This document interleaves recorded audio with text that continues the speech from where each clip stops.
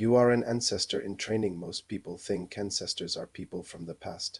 African wisdom understood something sharper. An ancestor is someone who lived correctly long enough to be remembered correctly. You don't become an ancestor when you die. You become one by how you live now. Every choice you make is training someone who comes after you, whether you know their name or not.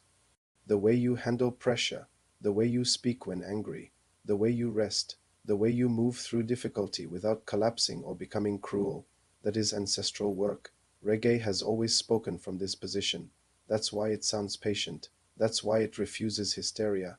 It carries the voice of people who knew they were being watched by the future. When Burning Spear sings, he is not trying to impress the present moment. He is addressing generations he will never meet.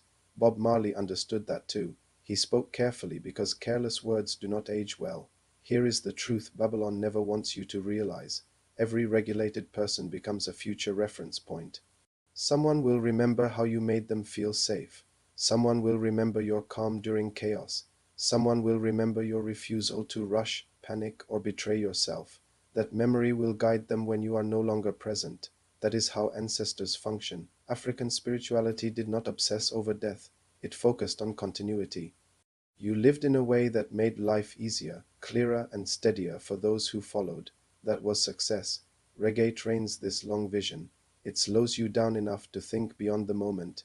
It teaches restraint, patience, and internal alignment. Over time, you stop chasing relevance and start embodying consistency. Consistency is what survives. Here is the final layer. You don't need children to become an ancestor. You don't need fame. You don't need permission. If you live with integrity, rhythm, and awareness, you leave a trace, and that trace becomes guidance. So when you listen to reggae now, understand what you are doing. You are not just calming yourself. You are rehearsing how you want to be remembered, as someone steady, as someone grounded, as someone who did not let the world harden them. That is ancestral training. And if you stay on this path long enough, one day you won't need to explain anything. Your life will speak.